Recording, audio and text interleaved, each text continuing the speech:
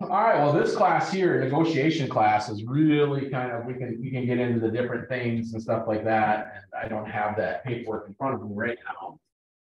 But you know, what are negotiations? Let's start there.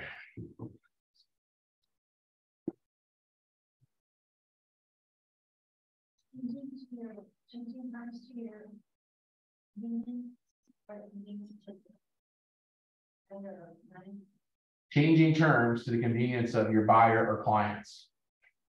Sounds like something out of Webster's. Probably a really good definition. What else are negotiations? You get two sides together to reach. All right, keep going. Two sides coming together to reach a mutual consent. That's usually what it is more along those lines. Is that negotiations usually it requires two sides, obviously, right? And it usually means that somebody is going to concede something for the other side, or both sides are conceding in order to come to a mutual agreement. Okay. The one thing that negotiations are not, and I want you to hear this from me, is they're not taking a sledgehammer to the other side and beating the living snot out of them. That's not negotiations. Okay. And I think sometimes we get into this, our egos start to get involved with negotiations a lot of time, and that I need to win. Negotiations are a give and take. All right, does that make sense? Give me an example of a give and take.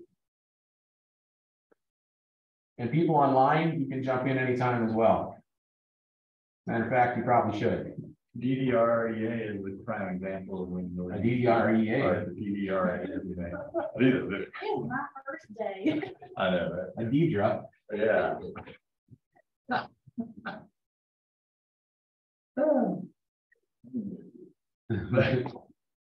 Right. So whenever you have to negotiate that out, you're going to negotiate. Okay. How about sale price? The sale price ever become a negotiation? Yeah. What else is negotiation? Repairs. Repairs, the Deidre. General. What's that? Personal property, yeah. What else on the OTP would be considered? Or is everything on the OTP? Yeah, everything. DD, Yeah. DD days, earnest money, Yeah. Closing costs, yeah, All of it. all of it. All right, are we negotiating now more than we were in the last like Yes. 18 months? Yes. Oh, yeah. So what are the things you're negotiating on? Home warranties. Home warranties. That's coming back. All right. Seller concessions. Seller concessions, yeah. All right, so when you're negotiating that stuff, we're gonna get into the nitty gritty here a little bit. When you are negotiating that stuff, what does it look like?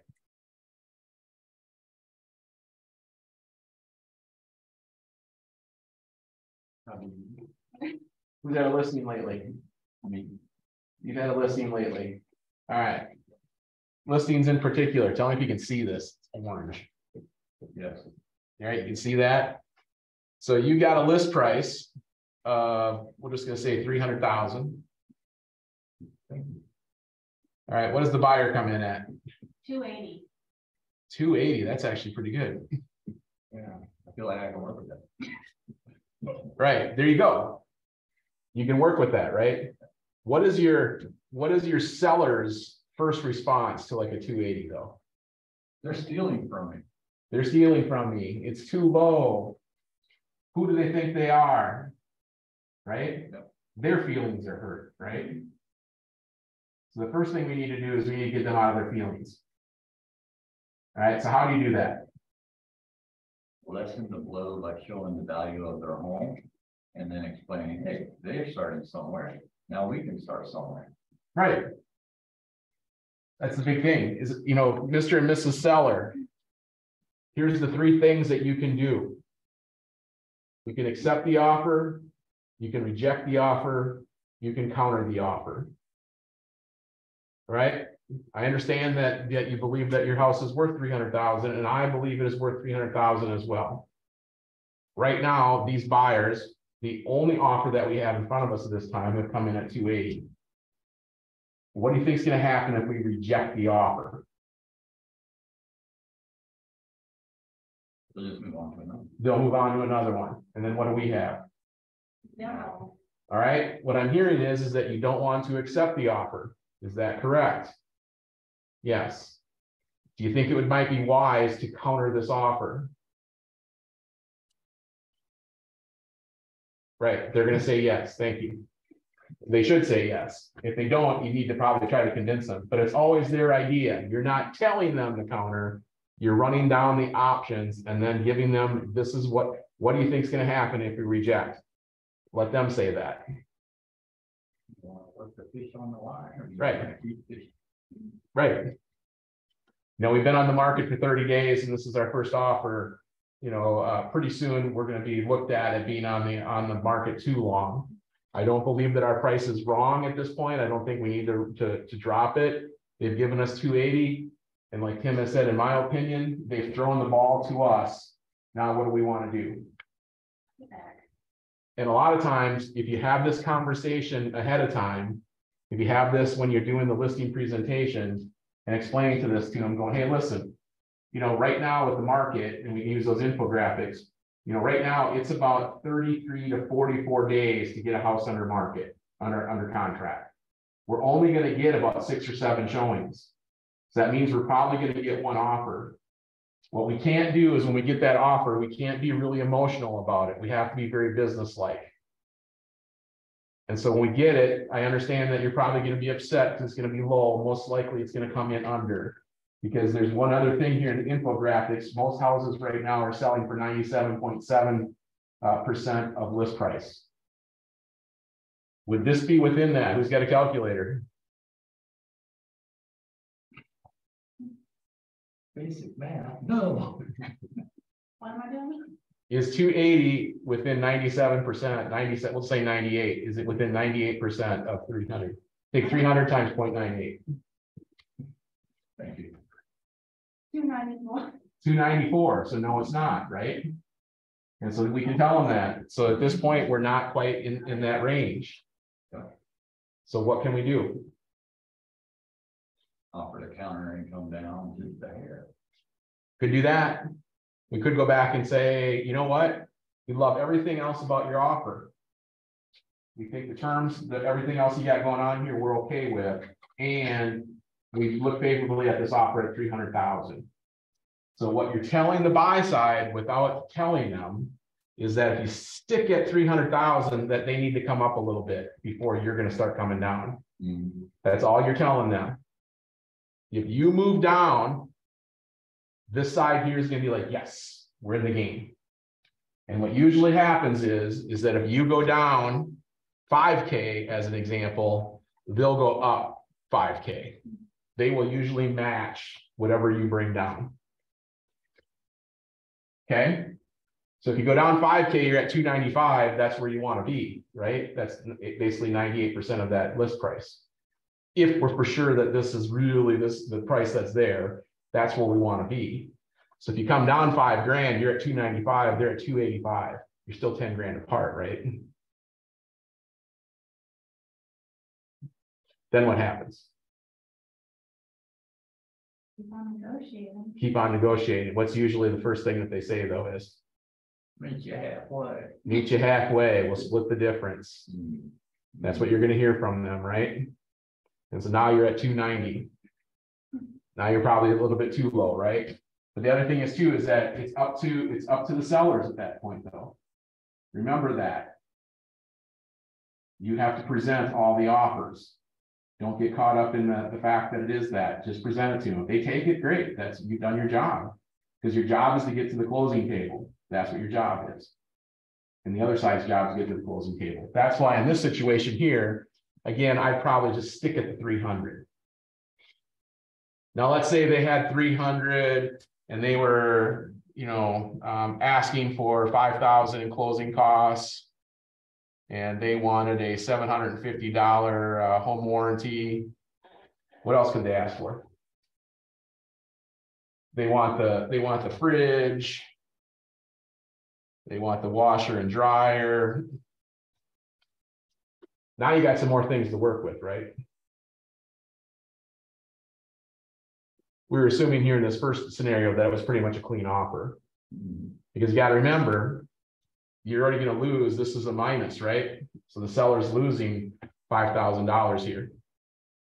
So they're already at $295. So even if I did come down to $295, I'd probably go back and go, and we're not doing this, we're not doing this, we're not doing this, we're not doing that. Even though most likely we're going to end up giving the fridge because nobody wants to move the fridge. Right? But it gets them to think about things, right?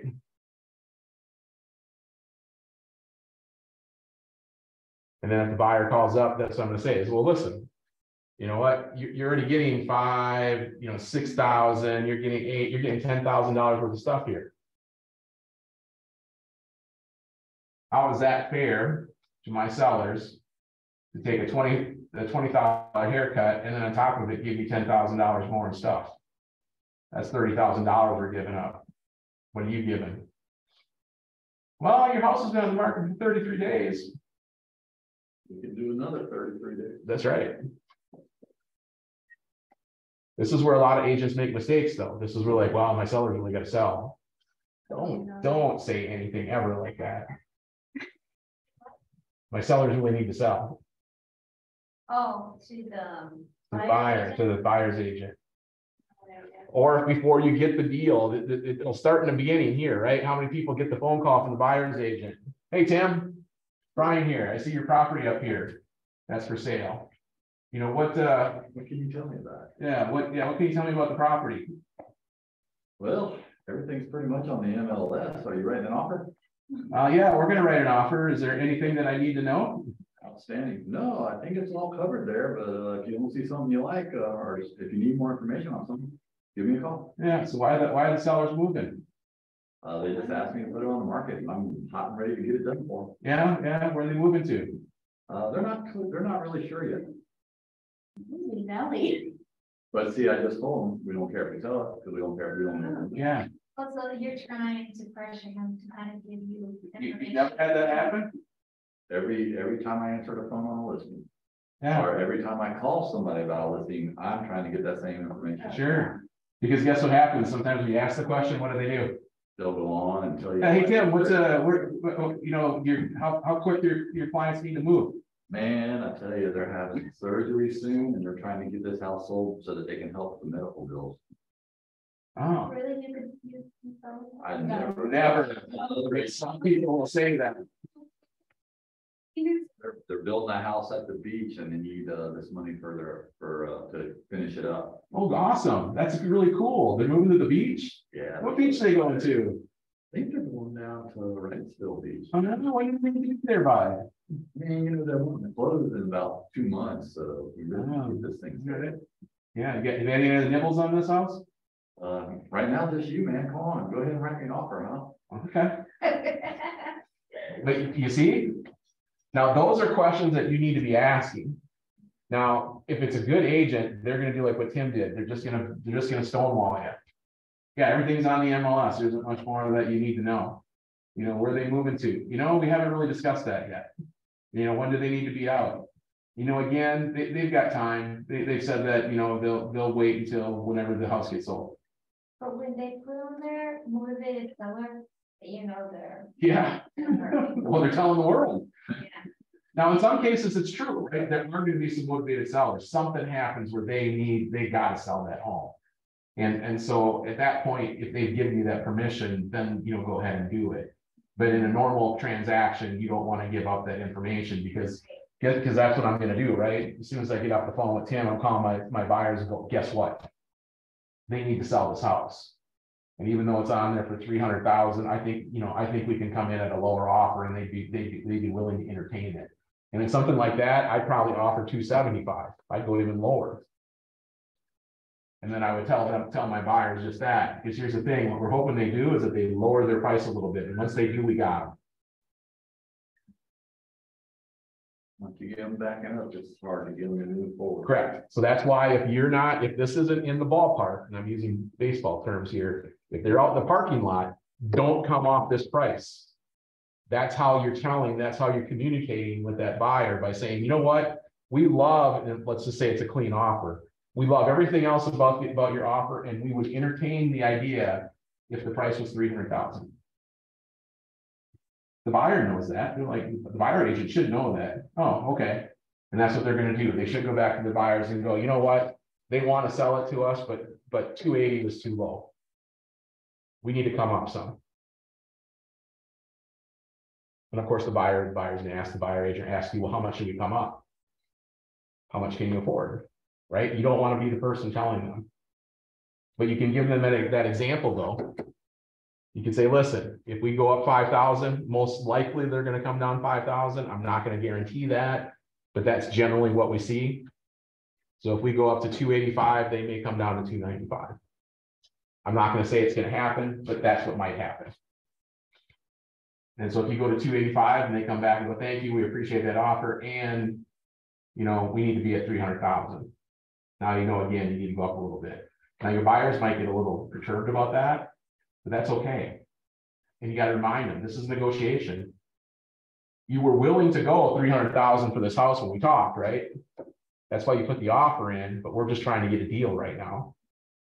So if you get it at 295, is that going to be a deal?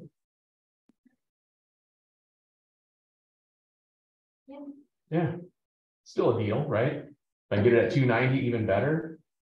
Now, here's a thing to remember when you're talking to them also, is that your mortgage and interest, I believe it is, it's $5 per thousand. Does anybody know what that means? For every $1,000 of the sales price, it's $5 in interest. Yeah, so in this case here, if they were at, let's say they were $5,000 off, right? So how much are we talking in the principal and interest payment then?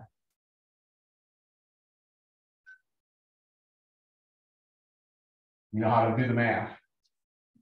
So if you had a $5,000 difference, all right, what you do is you take 5,000, divide it by 1,000, and then times it by $5. That make sense? So if you had 5,000 divided by 1,000, that'd be 5, right? So 5 times 5 would be $25. And so then that's your argument with your buyers then too, because sometimes you got to negotiate with your own people as well. And so you're like, so you're going to lose this house over $25 per month. Is that a hill to die on? That's basically 3 coffees at Starbucks now. Half of the price for dinner for 2 people. Right. 1 year a month. That's actually going to Hardee's for 2 people. You just don't go to Hardee's this month. So, I can't say less than that. That's you, but would you multiply the 5 by, like, after you do, okay, the $5 per thousand. So the 1,000, you're always, this is the divide. All right. And then this is the times. So in this case here, if there's a $5,000 difference, you divide it by 1,000 and you get 5, that equals 5 times 5 equals $25 per month. Why do you times it by 5 and 5? Because that's just the cost. That's just the way they figured it out. Okay. That's how much money this is going to be per month. Okay. and I've also just said, well, let's call your lender and ask them what that price difference is. You do that too. But if you just want to do quick math, like right in front of them, it makes it look smart. But hey, that goes a long, long way though. I would, Well, if you can just remember this, $5 is going to be 25, or 5,000 is going to be $25. So that means 10,000 is going to be 50. And that's usually the numbers we're playing with, right? You know, because if it's $50,000 off, the seller ain't selling it. So there's no sense in even having that conversation, right? But when we get into that 10 to 5, and I've been there before where we're $2,500 off, right? We're talking about $12 here, dude. Is it really worth losing this house over $12 a month?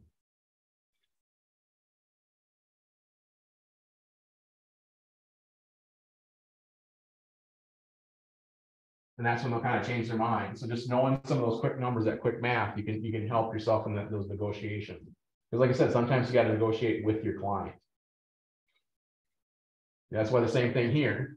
You know, when this offer comes in at 280, 275, and your seller is like, screw them, I ain't working with them. That's a bozo over there on that side. That's just ridiculous. I'm insulted. Hey man, the best deal is the one in front of you. How many other offers do we have right now? Well, I'm willing to wait. Okay, I get that. How long? Because you did say to me that I needed to sell this house so I could get moved to the beach. And the longer it's on the market, the longer you don't move to the beach. Plus you have carrying costs, right? You know what the carrying costs are.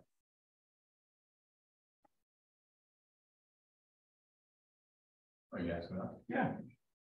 Yeah, so it would be their monthly mortgage, and then you've got utility, taxes, all that stuff. Yep, insurance. There is a carrying cost. This isn't costing you nothing. This is costing you something. You know, the thing about it is you can't make up the taxes and you can't make up the insurance. You might get a little bit of equity, you know, but really what are you paying? You're paying more interest. You know, that's what you're ended up paying. You're not getting anything more coming back in. So so for $5,000 and your monthly payment is $1,800 or it's $1,600 right now, and you got to pay insurance and you got to pay this, you got to pay that. You know, you're at $3,000. So what we're really talking about here is $2,000. Is it worth it? And if you got one offer in 30 days. Yeah. It's going to go on for another 2 months before you see a reasonable offer probably. And what most likely is going to have to happen is that when we get to about the 60-day mark, we're going to have to drop this price. Yeah. And so then what? So now you spent another $6,000 for 2 months worth of stuff, and we dropped the price another 10. So you're losing 16,000 at that point. I'm not saying you have to take it. I'm saying you should really think about this.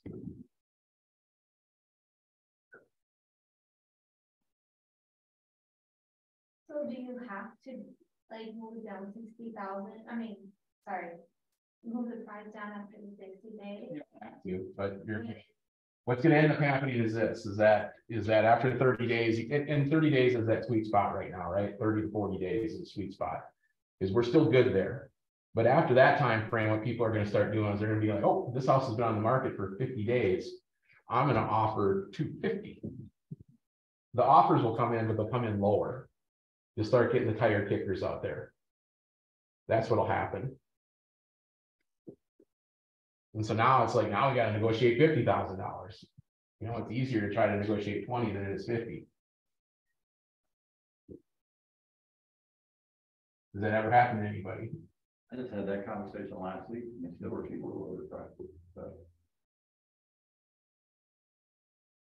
Then they said, well, I guess when the contract expires, we'll just rent it for the next year until the market catches up. And I said, you're not going to lower the price. Let me send you a couple property managers phone numbers to you, and I did. And they still didn't lower the price. There's no sense in keeping it on the market. Yeah, you're just wasting my time. Yeah, you're wasting your time, you're wasting my time. And this is like one of those scripts sometimes that you got to use, is that, do you want to get this house sold, or do you want it to sit on the market week after week after week after week, and then it turns into month after month? Do you really want that to happen? Let me help you out. Let's set your money free so that you can move on. Let's throw the ball back to these people. I'm not saying we have to come off the price, but we should throw it back. We can start eliminating things down here too, right? So here's the thing. Here's the other thing too. So somebody wants $5,000 in closing costs. Right here, right? Somebody wants $5,000 in closing costs. let's say you're going back and forth and you're negotiating. Let's say it's even on this one right here. Let's say that they offered you 300,000, but they wanted $5,000 in closing costs. But the seller needs to have that $5,000. All right, they need to still net that money. So what you could do is go back to the buyer's agent and say, here's what we're going to do. We're going to raise the price to 305, and we're going to give you the $5,000 in closing costs. Because my seller needs the net that basically, 300,000 or whatever it is after commissions and all that kind of stuff. Does that make sense? So no matter what this number is, if it's $3,000, if it's $2,000, raise the price. So basically what the buyer is doing, if you think about it, is that they're just financing their own closing costs. So if a buyer said, but how does that work again?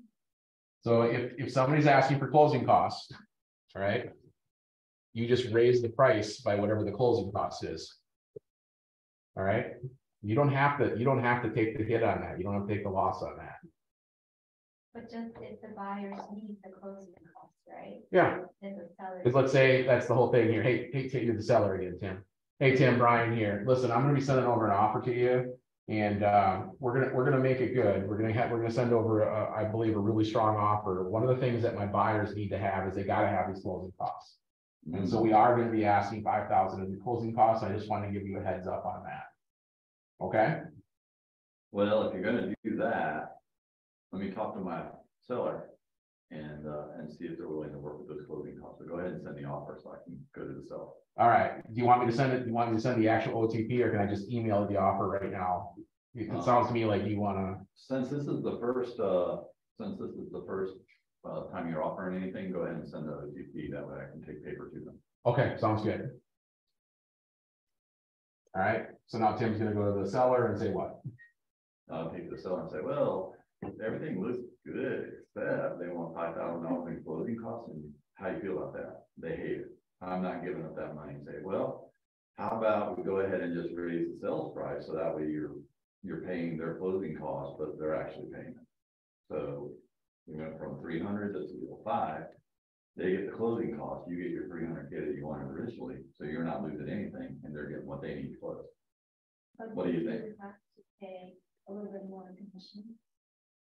I mean, the sales price is a sales price, so you're not really paying more in commission because we're giving that money back.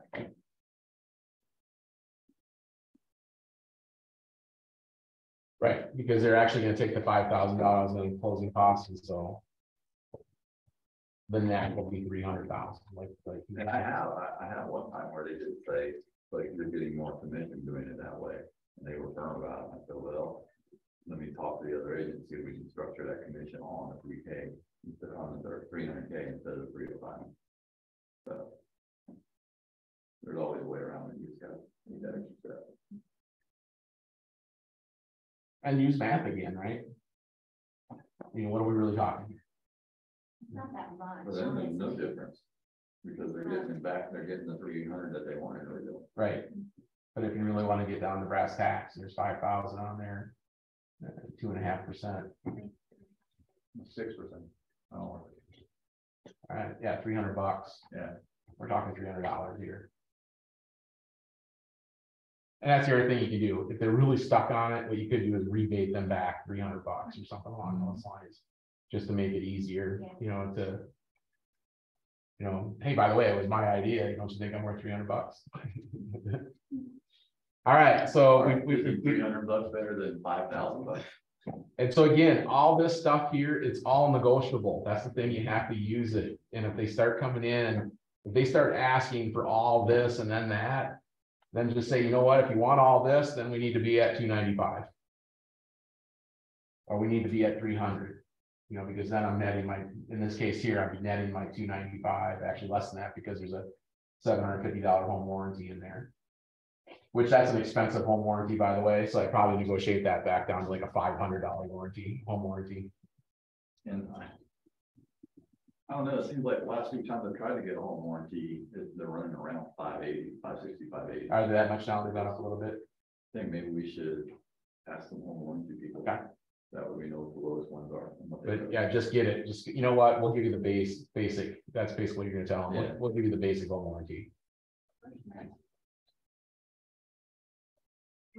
You just use expensive people. Always put not to exceed. And I do, and I used to always hold this fridge hostage then also. Because the buyer doesn't want to buy it and the seller doesn't want to take it, right? But that's always the first thing that I would pull out is like, all right, well, you know what, if we're gonna go below 300, then you know, we're gonna take the fridge. You gotta remember, it's their first pass at things. They're throwing it out there and hoping that you're gonna take it. That's the biggest thing of all. They're just trying to see if it'll stick. You know, so that's why everything comes off. All right, if you want to be here, or even as you're negotiating, that's why I would even go back and say, all right, you know, in this 280 and I wanted all this, I'd go back and say, hey, you know what, this is our in this case here, it would be a counter offer. All right, if you want all of this, we need to stay at 300,000. Matter of fact, we need to go up to 305. All right, if you're willing to get rid of the fridge, you're willing to get rid of that, you're willing to get rid of this all here, we'll go to 295.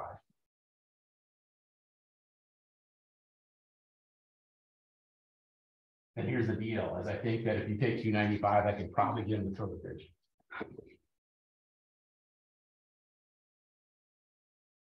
It's funny because that was seen it going back tonight. The fridge does not commit. But I'm just saying, it's just something that, it's just negotiation, right? So we get to the DVRA, right? We got the OTP, we're done with that, we're through that, we're in due diligence. We get to the DEDRA. And, huh? Well, you had that E in there, so it's the DEDRA, the DEDRA now. So we get to the DEDRA. And of course, the buy side comes back, you know, and they ask for all 25 things on the repair request.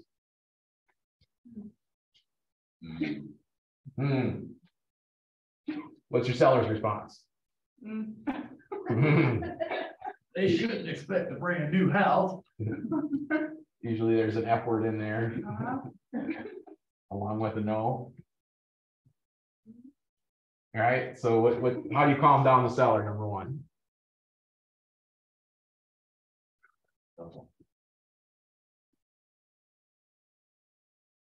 Well, first of all, you should have had a discussion before, again, whether they went under contract or even way back when you first had the buyer consultation. As Mr. and Mrs. Seller, one of the things that the buyer is going to do is that they're 99% of the time they're going to have a home inspection, right? It is the home inspector's job to find 250 things wrong with your house. All right, and that could be that, you know what, we got a loose bracket or a loose plate on the switch or on the outlet. You know, they're going to find a drip in the bathroom. They're going to say there's corrosion on the lines in the for the hot water heater. They're going to tell you that the hot water heater is too old. They're going to tell you that the HVAC system is too old. They're going to tell you all these things. Right? That doesn't mean that they're not operating. And it's their job. So when it comes in, we're going to remain calm. We're going to go through the list and we're going to look at the major non-functioning and dangerous items. And then we're gonna go after those, right?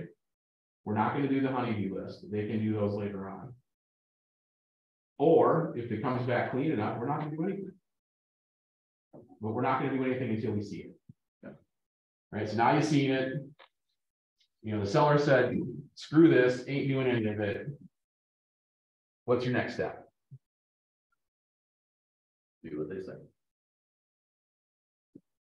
All right. So when you go back to the buyer's agent, what do you say to them? Say, all right, well, I talked to the seller and they're not fixing anything, so, you know, or let's move forward to close. Okay. Putting the ball back in his court. What if we went back to the buyer and said, hey, what's the deal breakers here? What are the deal breakers for your buyer? And I think 9.9 times, this buyer agent goes, okay, I'm gonna go ask. And then they come back and they go, yeah, we just want these 3 things done. Because again, they're just throwing it out there to see if you'll do it. And a lot of times I started doing this even up front, when I get the DDRA, the DDRA, I would just ask that buyer's agent right away. They'd be like, hey, thanks a lot for sending this over. Before I go and talk to the sellers, you know, can you tell me which items on here are the deal breakers that your buyers are going to walk away if you don't do them? That's like, And they'll negotiate themselves right out of it before I even go talk to the sellers. Yeah. So you can do it either way. I like that. Yeah. And you'll be amazed at what they come back with, because, you know, there's some, you're looking at the things, you're like, oh man, I got some water in the crawl space here. You know, that's going to be one that they're probably going to ask for. Oh my goodness, there's some growth down there in the crawl space, you know. Don't know about that one. You know, oh, there's a little chip in the wall. Oh, yeah, okay. Light bulb ain't working. Yeah, all right, whatever. And so HVAC, oh, they're going to ask you that one too, right? You're just trying to guess which ones they're going to come back with. And then they come back and they're like, yeah, we want that chip in the wall fixed. We want those light bulbs put in. And you're like, the water in the crawl. Woo, okay. I'm good with that. And then you go back to the seller and go, listen, accept this, get out of here. You got growth in the crawl space. We want to get out of here. No. That's right. But there's something interesting that I've seen with as or something like that. Like, On the bricks. on the big- The- Effervescence. Yeah. Yeah, indicating moisture on the brick. And could lead to bacteria growth. That bad. It's a natural occurring thing, you know, honestly, when brick is in the ground like that, and it's not treated. Anywhere where you have humidity, you're gonna have moisture in the wall. Yeah. Especially brick, because that's what bricks. So it is kind of normal. And what some people try to tell you is that means that there's been water coming through the brick. It doesn't really necessarily mean that. You know, it could be, but most of the time, Because the house doesn't have gutters on it, and every time it rains, it splashes up and gets on the bricks and soaks into it, but then if you don't have rain for a week, you have no moisture. and that's why you get that, it's salt. It's actually the salt from the brick that's coming through is what it comes down to. That's what that It is. could also be a sign that when it rains heavy, water goes underneath the house and gets stuck up under there, and so we don't really know why it's there, right? We just know that it's there, so they don't. It makes sense if it doesn't have gutters, because the house didn't have gutters, so more than likely that's probably why. And honestly, even houses that have been around for, you know, 15, 20 years in particular, I find that the older houses will generally have that. It's there. They can't find moisture levels. You don't. You don't? You can wrap the, wrap the inner. Condition the crawl space. So whenever they take and put basically plastic liner from where the. Like a vapor there? Yeah, vapor barrier, they'll put a vapor barrier in. Yeah, from the floor joint, not from the thing, Good. from the. And gutters. That Yeah. helps. The biggest thing I said I would do is I would just tell them, hey, put some gutters on, or even like my buyers, you know, if they're not willing to put the gutters on, is that, you know, that's one of the things I think I would do right after you get into, is put some gutters on, and that'll clean that up. You've got experience with that, right? What? We had that situation on that house you sold me. Oh, yes. It was the exact same thing. They wanted gutters installed because of the water that would get into the house, which it had a built-in drain, French drain into the house to take the water out from the house. But we didn't want to do the vapor barrier, so we said, okay, I'm not putting gutters on the house, but I'll be glad to give you credit for the gutters. Yes. So that's the next thing. So thank you for bringing that up. So anyway, we negotiate these line items down, basically is what we do. And again, having the conversation with your buyers ahead of time, that same thing that, hey, we're going to find 250 things wrong with this house. Don't panic. That doesn't mean it's not a good house. It just means that, you know what, it's got normal wear and tear. And when you have a really good inspector, you know, such as like Jonathan, he was always great with that when he was like, if your people are out there for the inspection, that's one of the things that he would say. I think it was his common thing was something like, you know, for a house this age, I expected to see these things. And so that puts them at ease, right? And his point being is that the house was older, he was expecting to see more things, and the older the house is, the more things you're gonna find on the list. All right, because the other part of it is too, is that they have to tell you that, you know what, we've got, what you call it, the water lines, propylene, what's the word? Polybutylene, thank you. That, hey, the house has polybutylene in it. You know, and so that's something that'll freak people out, you know, but again, it's a lawsuit, it's not the line itself that fails, it's the connection. And here's the deal, is that you can't replace, because there's so much behind the walls, you're not gonna be able to replace it. And most of the time, there isn't an issue with it. I don't know, I've heard, I don't know if it's true, that some insurance companies won't insure a house with polybutylene. Not true. Not true. Not true. Is it the plastic ones or are they metal? It's a great thing. Well, It's the connectors. yeah, it's the connectors, because sometimes you can have, there is pipe out there that's not poly. That is great. And they use for a Just hang while. on with it. You can reach up on the internet and then answer our questions at the same time. It has something to do with what the polybutylene and the connectors, that when they're put together, that there was a corrosiveness that happened. It's a chemical reaction that's actually going on. And so there was a failure. That's where the failure is at. It's right at the connectors. It's not in the pipe itself. And so that's why they blame the polybutylene, but it's actually the connector along with it. So they change the chemical, like you said, I think you said it's gray, you know, but they're still using plastic pipes, you know, as far as that goes. And they're still using the same metal connectors, but the plastic is different, is what it comes down to. Oh, gray rings. Usually square. They just put the two lines together usually with them, yeah, to connect them. And then on top of it, you'll see that like a lot of times washers and dryers or you know, where it comes out, that's just natural where that corrosion happens. But one of the things that they're telling you is that, well, there's a leak here, and it's true. In order for that to happen, the water has to be able to get out in order to create that crust. And so, but if you look on the floor, you're not seeing any drips or anything along those lines. Or the other thing is too, all you gotta do is replace it. You know, just go get some new, like in the washer and dryer, just go get some new braided connectors and just put them on. You know, you're worried about HVAC, electrical. Foundation. Yeah, foundation would be a big one. I mean, if there's a leak, obviously any type of leaks that they may find, moisture in the crawl space, any type of high moisture any place, really you want to take a look at. Wood rot. What is considered high moisture? What is, how wood is What is the number in the crawl space again? It's like point something, point 0.5 or something, 0.59 or 0.56 or something like that. I'm not sure. Ask Paul Wynn, inspector, and ask him. Yeah, I have 7 in my head for some reason. Could be 0.79. Oh, it was a weird number. It is a weird number. And then on top of it, you know, they can check, you know, they got the moisture thing, they'll go into it. And of course, then all of a sudden, like that wood will be like 25%. So you know it's been saturated and you got an issue going on. But doesn't it change?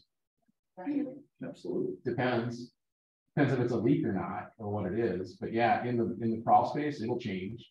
You know, when it's summertime, it's going to be higher than what it is now, just because there's not as much humidity in the air right now. But what they're looking for is the additional, you know, if there's water in the crawl space, that'll tend to increase the moisture level in there as well. But this was the worst crawl space I had. This guy had built like a deck, and he covered up, I can't remember how many vents, right? So there was no airflow going in there. And then on top of it, he had them all closed for some reason in the summertime. And I remember Jonathan, no, it wasn't Jonathan. It was the buyer's agent did it. And they said, by the way, it's raining in the crawl space. And I'm like, what? No way. So I went there, pulled it because he had to go in through the house because he had closed up the outside crawl space and everything. So I pulled it open and I remember like sticking my head down in there and it was literally dripping. And all the insulation was hanging down because it was so wet in there. And so we had to get the house sold, we had to have somebody come in and basically pull out all of the old insulation, put in new stuff, put in a vapor barrier, put in a dehumidifier as well, because of course with the deck covering up, there just couldn't get enough airflow through there. Now, we could have put fans in there and stuff like that, but Cameron Village, right? They have a basement underneath Cameron Village for all the storage. They have their own little basement for storage and stuff like that, and they have that problem. Or it was raining and they're all for the unit. yeah. But it was amazing what that outdoor humidifier did. I mean, when I went after they did their thing, when the company came in and did it, and we went back down in there, it was dry as a bone. It was amazing. So again, those types of things that for a buyer you want to do, and then for a seller you want to tell them, listen, you're gonna not only this, if you don't do it for them, you're gonna have to do it for the next person. Plus, on top of it, now I have to disclose it, right? Don't forget that if you get the inspection report, you know, from buyers here on the sell side, you get the inspection report. Have your sellers redo the RPOs if you relist it. Redo what? The RPOs, residential property. Oh, okay. Have them redo that because you now it's material fact, right? So if they know that, hey, there's a leak in the roof and there's this and they're not fixing it, they got to mark it off. All right. Now, if they refuse to do it, which they can, then you just have to disclose it. All right. You can't play ignorance on this thing. Now, at that point, you can, let's say, give them a credit to the other people to fix it. That's what I would do. I never wanted to get involved in the repair negotiations and stuff like that. So, or doing the repairs ourselves. So I would always ask the buyer's agent, all right, give me all right, you want well, in this case here as an example, like originally for the crawl space, they had like a $20,000 bill because they were going to do the deluxe version, right? And I was like, no, we're not, you know, because they wanted to put in the French drain and they wanted to do this. And I'm like, they don't need a French drain. There was no issue with water coming in from the outside. It was just that it was dripping from above. So we took it from 20,000 down to 7. So there may be times where you have to go out and find somebody, you know, to do it. And they were happy with the job that was done. It met out everything that they needed to do. But of course, they were just trying to, again, get over. But I would always get the amount from them. Let's say it's going to be $3,000 to do the repairs. All right, I'll give you a $3,000 credit. If they didn't have any closing costs, I just put it there, right? I'll give you $3,000 in closing costs now in lieu of repairs. And now you're done with it.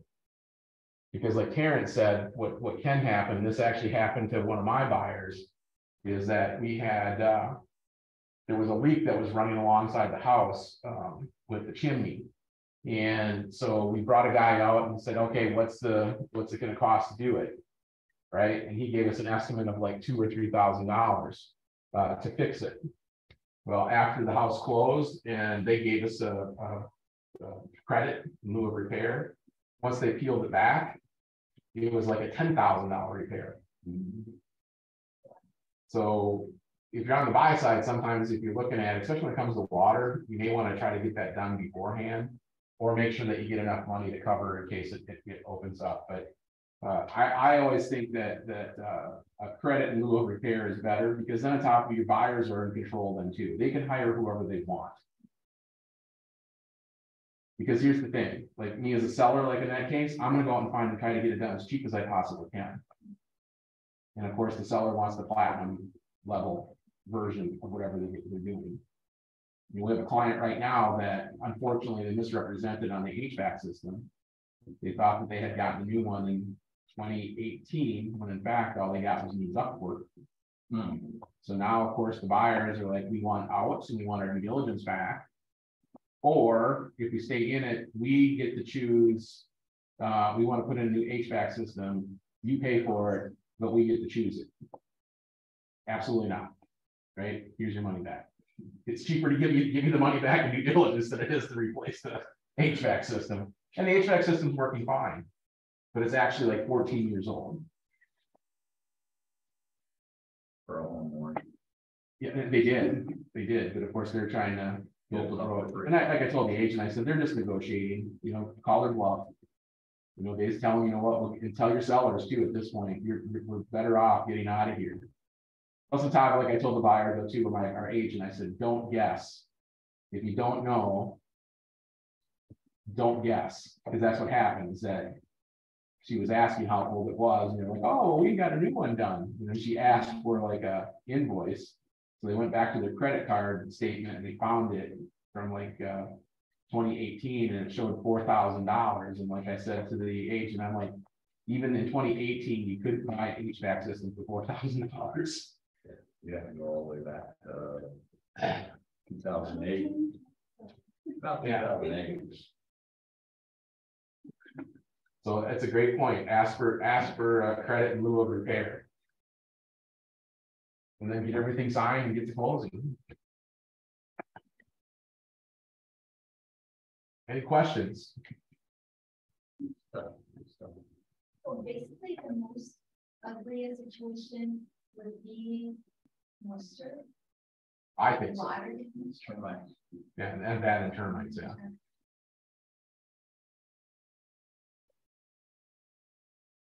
I saw this one house we went to look at. It had like a foot of water in the crawl space. It wasn't even draining. And so can you imagine what was going on underneath there and on those floor joists and stuff? Oh, yeah, alligators living. And well, yeah, and here's the other thing too, is that the termites were so bad, even on the inside of the house, that it was like, this is a tear down, is what it comes down to. Somebody was looking to invest in it, and I'm like, even for an investment, you'd have to have the money to tear it down and basically restart it. I have these people that bought a 1905 triplex, 2-story, and originally it had a boiler underneath the house. There wasn't a walk-in crawl space to get to it. You had to crawl in to get to check on the boiler and stuff. Well, eventually they took the boiler out, and they just left a big hole, just like a 6-foot deep hole underneath the house with no support around it or anything. And so you walk across the top, it would bounce, right? So I thought maybe they had bad termites, you know, and also no supports. And when the inspector went in there, he said that hole was full of water. So he had a pond underneath the house. Yeah. So Imagine the moisture levels down in there. well, the nice part was since it was built in 1905, it didn't have any brick underpinning, it was just open. Oh, okay. So, you know, the wind kept the moisture from building up in the house, but they ended up pumping the water out, filling the hole full of dirt. The house, that was a year ago, the house is still in construction. So they're still trying to renovate it so they can start renting it out. Yeah. It's nothing. What do you think, T? It's good. You think good? It's good. All right, ladies, thanks for coming. Thank you for all the info. Good info, ladies.